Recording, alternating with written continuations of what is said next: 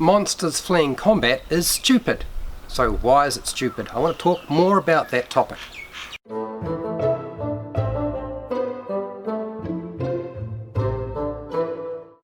Hi, welcome to HowtoDandD. My name is Fred Weller and today I want to talk about Dungeons and Dragons.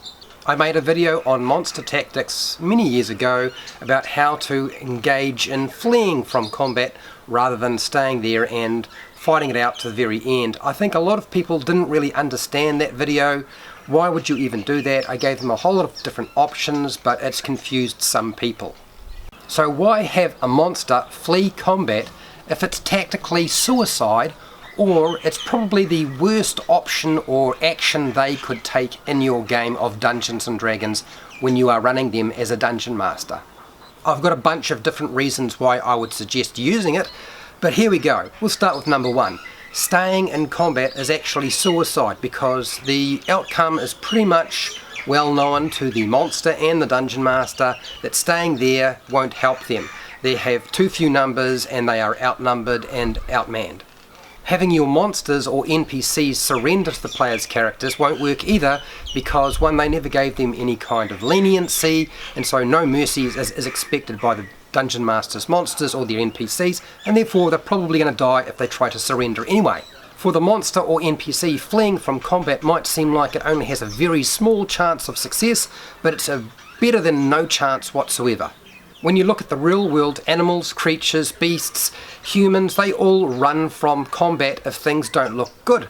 If they start to panic because they are outnumbered, they will run. So it's actually pretty realistic. So for me, one of the reasons I would use fleeing from combat is to make my game feel more realistic with regard to the combat side of Dungeons and Dragons. If the outcome of a battle is pretty obvious, well, guess what? I don't think there's much point staying in combat. Have the monsters flee. Why would I do that? To provoke an attack of opportunity so they deliberately get cut down as they run away. When your monsters or NPCs are probably going to die anyway, you might as well have them die faster. Historically, when you look at a combat or a battle or some sort of war, when soldiers flee combat, they usually didn't suffer the greatest number of losses with the actual combat side of the battle. It's when they actually fled battle or when they were routed. Another reason to have your monsters flee battle is so that they can actually get to another location and find reinforcements to help them.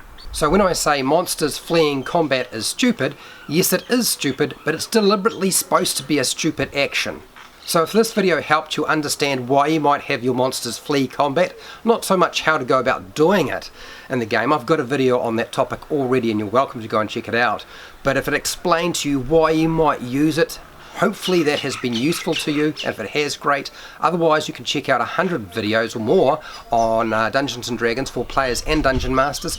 You can support this channel by checking out my Patreon page, the affiliate links to the book depository and Amazon that I have underneath down in the description. I have a merchandise shelf underneath all of my videos, and you can just keep watching my videos, that's fine too. Make sure to share, like and subscribe, and hey, till next time, keep rolling those 20s.